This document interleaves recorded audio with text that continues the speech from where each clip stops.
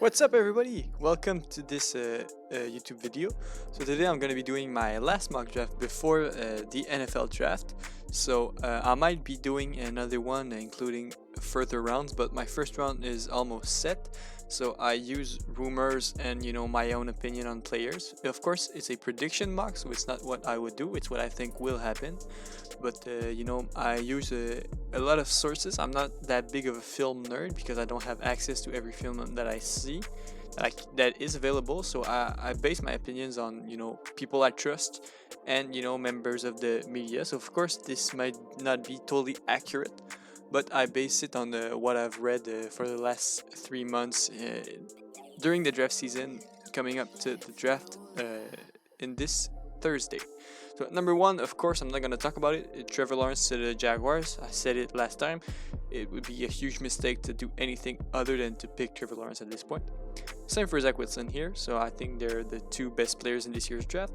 Zach Wilson is the number one quarterback in almost every draft since Andrew Luck. Probably the number one quarterback that goes in every draft since 2012. That's how much I think he's gonna. That's how high I think of him. Sorry. So yeah, any other pick would be a mistake.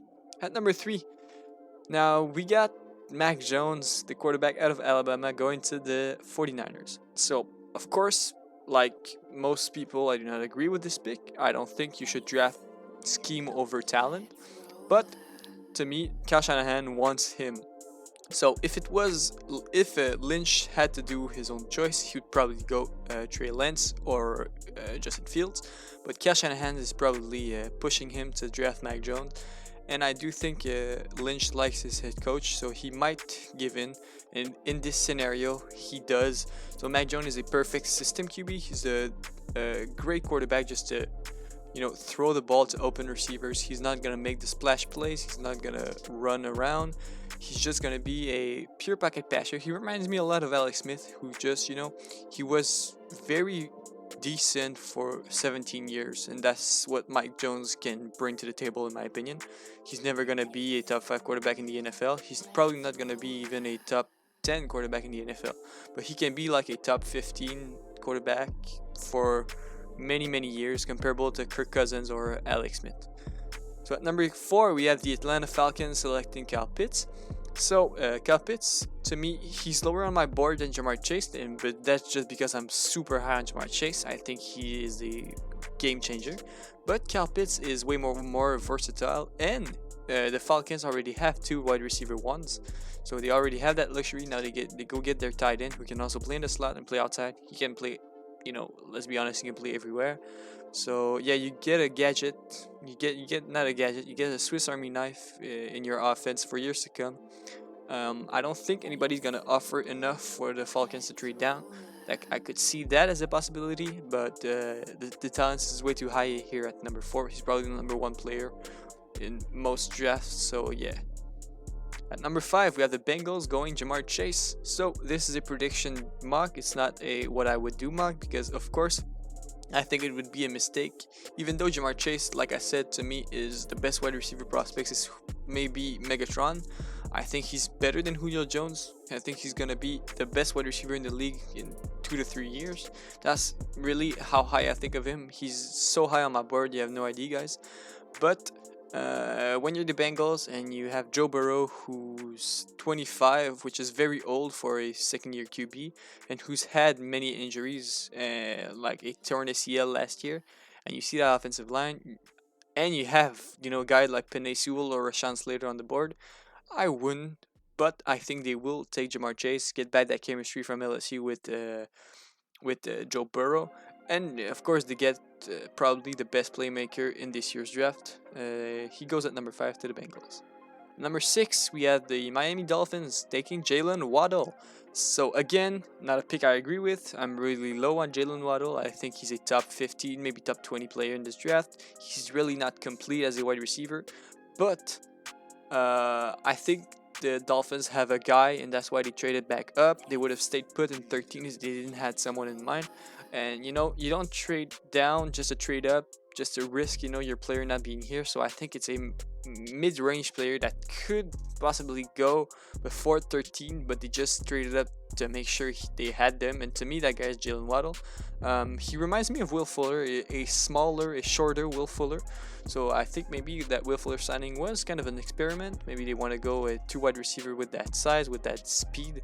Not that good of a route runner, but he can have separation just by running in a straight line, which is kind of a gift in the NFL.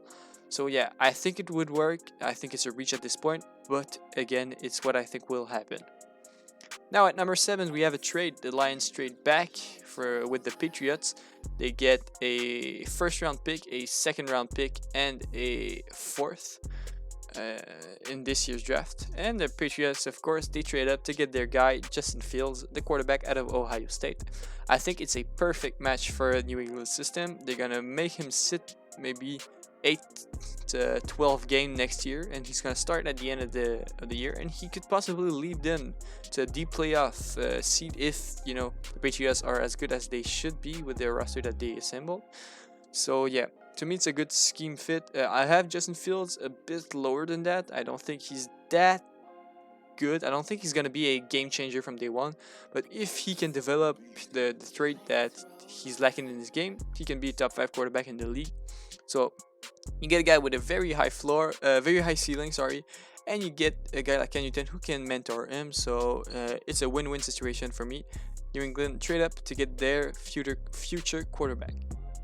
At number 8, we have Penei Sewell falling on the laps of the Carolina Panthers. So to me, Rashawn Slater and Penei Sewell are the 2 closest number 1 guys at their position in the draft. So offensive tackle is probably the only position that I am not sure still who's my number 1 guy is. They both are great, it just depends on scheme. I think Penei Sewell fits the Panther schemes a little bit more with a lot of inside zone with Christian McCaffrey. You ask a guy to pull and to block on screenplays. So that's where Penei Sewell thrives, in my opinion. So he's more of a finesse guy. Slater is more of a power outside zone guy. So yeah, I like both of them at this pick, but I just think Penei Sewell is a better scheme fit. So that's why I have him going to the Panthers. At number 9, we have Trey Lance falling on the lap of the Denver Broncos. So this may be a surprise to some people. They didn't have to trade up to get their franchise quarterback, but realistically, I don't think a lot of teams want to trade down with quarterback needy teams. So who needs a quarterback? The football team, the Bears, the Steelers, they all have picks in the late teens or the early 20s, which is not a very wantable pick. Teams in the top 10 don't want to trade down that far. So the only reason why Trey Lance is falling is because I don't think anybody's gonna have the facilities to trade up with any other team ahead of them. So they have the guy. To me, he's the 3rd quarterback on the board. He has the potential to be the 1st. So yeah, he reminds me a lot of a Dak Prescott with more mobility. So I love the game that Trey Lance puts on the table. He can be a quarterback that takes some time to develop, but that's why you keep Drew Lock to maybe have some competition for the 2 or 3 next season, and then you give the offense to Trey Lance and you let him rip it, and I think he's going to be an all-pro quarterback at the NFL level. At number 10, we have the Cowboys taking J.C. Horn. So Patrick Surtain is more of a scheme fit, but I think Jerry Jones liked J.C. Horn a lot. Get some players that J.C. Horn likes, not J.C. Horn, Jerry Jones like. It was the case for CeeDee Lamb last year. When he fell to them, I knew he would be picked, even though they didn't need him. Now they need a guy like they need a cornerback. So Jerry Jones is gonna take his favorite guy. I do think J.C. Horn pops more on films than Patrick Surtain. So Horn is gonna be the pick at number 10 for the Cowboys. At number 11, we have a very lucky New York Giants who gets their guy Rashawn Slater at 11. So he's a top 10 talent. He falls down out of the top 10 just because of needs and other position being valued more than offensive line, because he's a tackle, he's a guard. I think he's a great tackle, but do the Giants see him as a tackle, or do they play him at right guard? Do they want Andrew Thomas at right tackle, him at left tackle? Do they want Nate Solder? So it's still a question where he'd play, but to me, you can't pass on a guy like Rashawn Slater at 11 when you have Daniel Jones, who has trouble reading pressure. So yeah, it's a best case scenario for the Giants. They get their guy, didn't have to trade up, and he's a top 10 talent going out of the top 10. At number 12, we have the Philadelphia Eagles doing the right thing, which might, now that I think of it, might not be the right pick because Devontae Smith out of Alabama to me is the second best receiver. He's closer to Jamar Chase than Jalen Waddle is to him. So they get him at 12 while he's a top 10 talent. So again, another one who falls because of needs and position value. So yeah, the Eagles get their guy. They get their wide receiver for the future. He can be a starter for years to come. He can be an All-Pro right away. I think he's more pro ready than Jamar Chase is. I think he's gonna have a better rookie season, especially if he's already wide receiver on the Philadelphia Eagles squad. At 13, we have a very common pick in almost every mock draft that I've made and that I've seen. Christian Darrisaw to the Chargers. They needed a left tackle. They get a damn good left tackle at 13. He's the best run blocker in this year's draft, and he could very well develop as a pass blocker. And you get a guy opposite of Brian Bulaga who can, protect the blind side of Justin Herbert for years to come. Sorry about that. Now at number 14, we have the Vikings taking Elijah Vera Tucker. Again, another very common pick. So you get the best guard in the draft. You get him at 14, and even though it's not a very sexy pick, you get a guy that you need. Interior pressure is starting to revolutionize the NFL. We've seen a guy like Aaron Donald or Chris Jones being single-handedly beating teams just because they get the pressure from the inside, which forces the quarterback to go outside, which can lead to turnovers and things like that. So you get a guy to protect the interior of your offensive line, even though it's not a pretty pick. You get the best one available at number 14, and the Vikings get Elijah Vera Tucker. At number 15, we have Micah Parsons falling to the Lions. After trading down, they get probably one of their guys, if not the guy that they would have picked at 7. So Micah Parsons to me has the crazy high upside. I think he can be the best linebacker in football, but he can also be kind of a very rotational, mid-tier linebacker. So it all depends on his development and his off-the-field issues. If he can sort it out, if he can, turn every negativity he finds into positive, because that was his problem. I think he didn't go well with pressure, not in football term, but in real life. That's why he had some trouble off the field. He has some personality issues, but I think if the Lions staff can handle this, he can be an all-pro linebacker right away. He's going to be even better 2 to 3 years from now. But you got Micah Parsons at 15. At number 16, we have the Arizona Cardinals selecting Patrick Surtain out of Alabama. So another Patrick cornerback going to the Cards. They get a very, very good physical, lengthy corner. To me, he's my corner one. A lot of people have JC Horn number 1, or some still have Caleb Farley. But to me, Patrick Surtain is clearly the number 1. He reminds me a lot of Marlon Humphrey. I said that a lot, and I don't see that comparison enough. He's a physical specimen who never gets beat deep. He might get beat underneath, but he's still new to the position. Let's not forget he was a wide receiver coming out of high school. So yeah, Patrick Surtain, crazy high upside. You get him at 16. It's a steal for me. It's an A+ pick if the Cards do that. And since it's a prediction draft, I think they will if he falls to their lap. At number 17, we have the Las Vegas Raiders taking Christian Barmore, the defensive tackle out of Alabama. So they just released Maurice Hurst, which kind of was a disappointment. I thought Hurst could develop. I still like him with the 49ers. So, but they get the guy like Christian Barmore, who I don't see as a top 20 talent, but he has a very high floor. I don't think he can be a bust, unlike Cleveland Farrell, which they drafted 2 years ago already. But yeah, they get the anchor on their defensive line. He's might have a Pro Bowl or 2 in his career, but he's mostly going to be a very solid interior defensive line presence for years to come. No durability issues, no injury history. I like Barmore as a very, very safe options in the first round. And the Raiders do a thing that's not really Raider-like, taking a safe pick, but I do think they can change the hobbies and change the traditions. So now at number 18, we have the Dolphins taking Jalen Phillips. To me, he's the best edge rusher in the draft, and very clearly so. The Dolphins get him at 18, even though he's a fringe top 10 talent. He has some injury issues, of course, but it's concussions. It's not like it was knee or shoulder issues that can be lagging and coming back every year. But it's still a risk to me to take Jalen Phillips, even though it's still concussion. NFL players get concussion almost every week. It's a sad truth that lives in the football world. But when you already have had like 3 major concussions in the last 4 years, and you're not even 22, to me that's a red flag. But the talent outweighs the risk. So yeah, the Miami Dolphins get their guy at 18.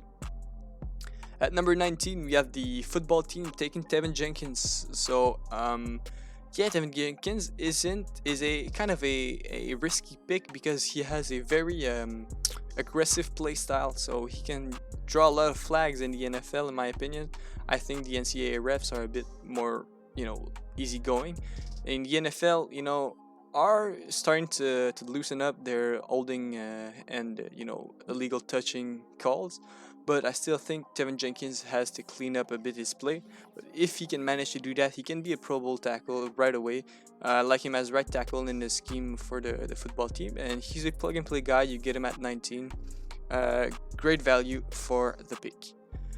At number 20, we have a big riser recently, Elijah Moore, the wide receiver out of Ole Miss. So I've seen Adam Schefter's report. I think it was Adam Schefter. I'm not sure exactly. But, teams have him as their wide receiver 4 in general.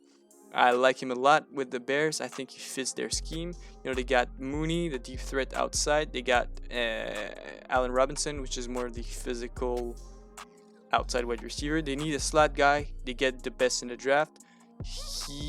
The only thing that bugs me about Elijah Moore is that you see a guy like Terrace Marshall, Rashad Bateman, or Kadarius Toney.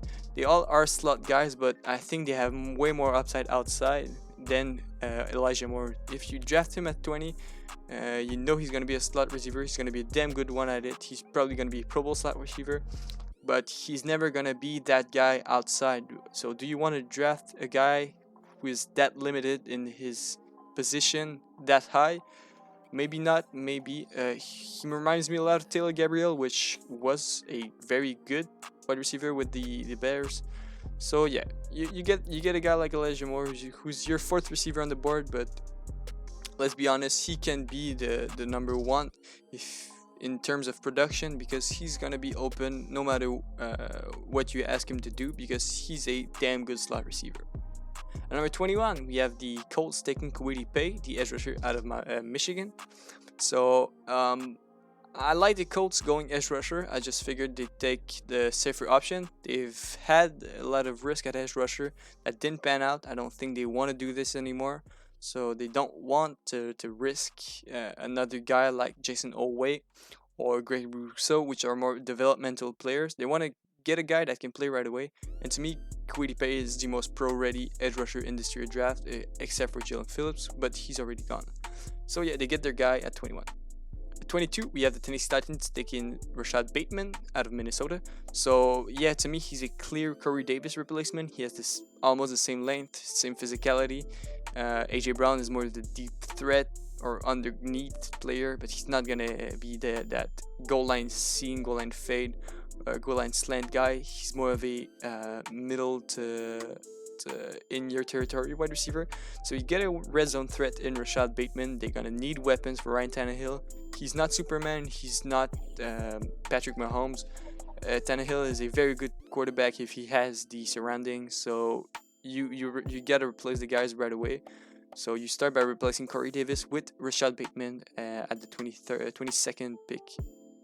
Number 23, we have Azeez Ojulari going to the Jets.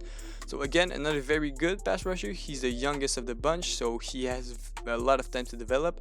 I like him more as an 3-4 outside, but the Jets run kind of a... Adam Saleh has run kind of a mixed scheme. Nick Bosa is a DN, but the forward is on the outside, so he always has that scheme with one outside linebacker edge rusher and one defensive end edge rusher, which means that Aziz Ojulari fits the Jets because they acquired Lawson earlier this offseason, who's more of a 4 technique, I think. I'm not sure exactly the number of the technique, but he's more of a 4-3D end, and they get a guy, a 3-4 outside linebacker in Aziz Ojulari, who is probably the best outside linebacker edge rusher in the class. Now we have a trade. My Pittsburgh Steelers are trading down with the Green Bay Packers. I forgot to sorry, yeah, there's a mistake with the slide, but we trade down to the number 29 and we get a 3rd round pick with that. So the Green Bay Packers trade up and get Jeremiah Owusu-Koramoah. I had this in my last draft. I still like it. I know that the Packers play a 3-4 and that JOK is more of a 4-3 outside, but I like him so much that number 24 is too late for him to go. I think he can be a middle linebacker in any scheme. So a lot of people have some concerns. I don't. I think he is that good. He reminds me of Devin Bush, who is a damn good middle linebacker. So yeah, it's a plug and play guy at middle linebacker. You can put him at kind of a slot corner, strong safety. Maybe put AJ Amos and Darren Savage in 2 safety box. So he can play all over the field. I like him as a linebacker in this scheme, but he can also be a slot corner. That as crazy as that sounds for a 230-pound man, I like him as a slot corner. So yeah, that's how good he is. At number 25, we have the Jacksonville Jaguars taking Gregory Rousseau out of Miami. So I do think the Jags are gonna switch to a 3-4. Because to me, Josh Allen and K'Lavon Chaisson are outside linebackers, or 3 technique, not ends in the dirt. They are both standing edge rushers, and Greg Rousseau is a very, very good defensive end. To me, he's not an outside linebacker, so he's gonna be a defensive end no matter what the scheme he goes. I like him more as a 3-4D end than a 4-3D end. I think he can put on a little bit of weight, and he's gonna be a very good interior defensive lineman. A lot of criticism recently. He's been falling down boards, but I think Urban Meyer is gonna like his potential. He's gonna like the tape that he had, and Greg Rousseau is going at 25 to the Jaguars. At number 26, we have the Cleveland Browns taking Jamin Davis, the linebacker out of Kentucky. So they need a linebacker. It's probably the biggest need on their entire team, if you don't count defensive linemen, which they kind of created themselves by cutting Sheldon Richardson. So they get probably the best, pro-ready linebacker. He's one of the most prototypical linebacker in this year's draft. Uber athletic, 6'4", 240 pounds. He's gonna be your guy, plug and play, no matter the scheme, no matter the defense, no matter the offense he's facing. He's gonna be very good at facing tight ends and running backs, and he's gonna be good in middle zones.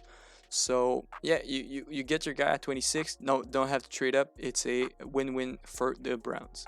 Now at number 27, the Ravens are gonna take Jason Oweh, the edge rusher out of Penn State. So I hate the pick because I love the pick. So I hate the Ravens. So I hate that they get Oweh at 27. To me, he's worth way more than that. I have him as my second edge rusher on the board. But again, you have to develop the guy. He's not ready to play. He's not gonna have a huge impact in his rookie year.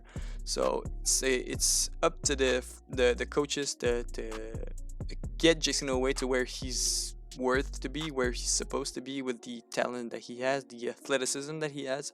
So they get the high upside edge rusher to replace Matthew Judons for maybe for the future, maybe not right away, but for 2 to 3 years from now, you get your Pro Bowl edge rusher right now.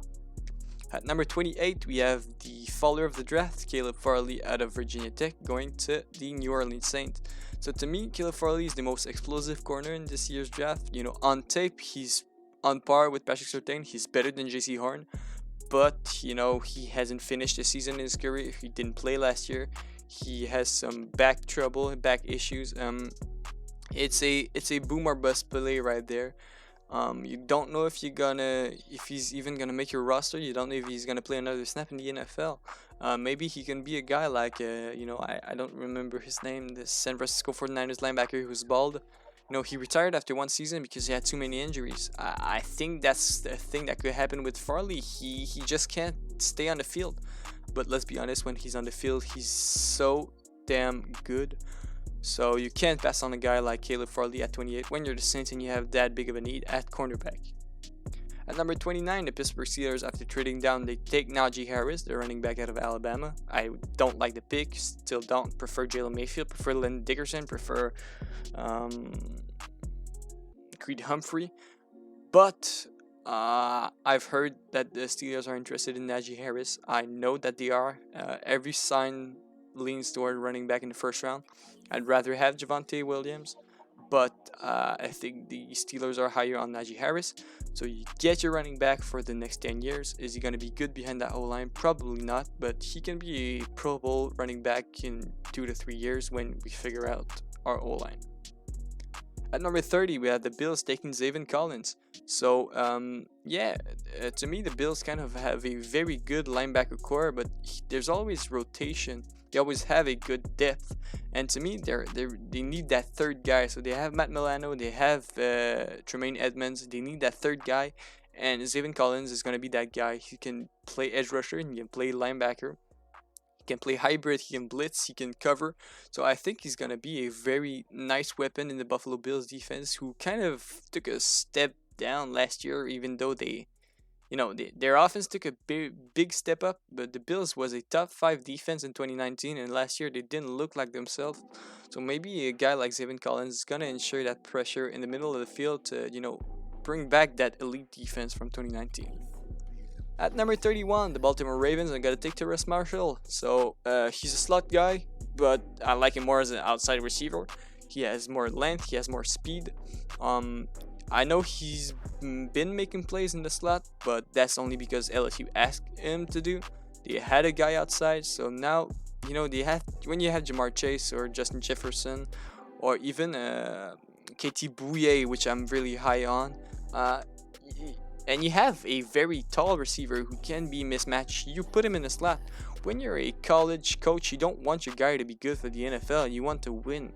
So you put the guy where you need him to be put. So that's why Terrace Marshall was playing the slot, in my opinion. It's not because he's better there.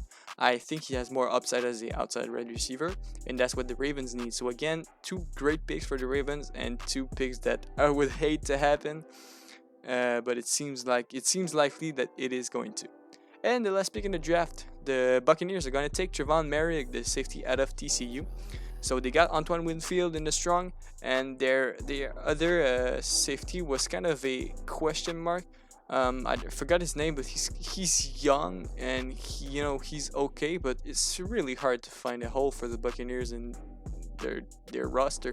They have a very good wide receiver core. They have a good tight end room. They have Tom Brady, for God's sake. They got good running back, and their defense is stacked. So you gotta nitpick for the holes. To me, free safety is their biggest hole, and there is a great free safety available at 32 who is gonna be a game changer from day one. Pro Bowl safety if he can, develop to his full potential. Decent starter at worst. So to me, it's a great pick. It's not a pick that can easily be a miss. I'm not sure it's gonna be a wowing pick. It's not gonna be that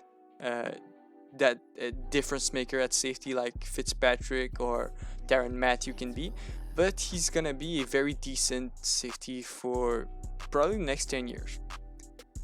So that's it for my final mock draft of the season. Thank you guys for watching.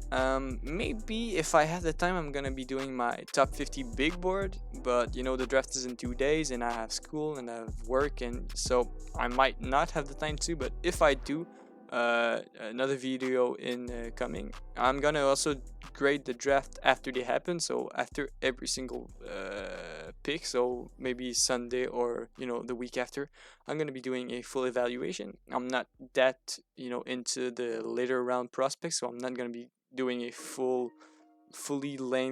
search evaluation. I'm just gonna do it for fun. So I hope you guys have a nice rest of your day, and make sure that you're happy in life. See you.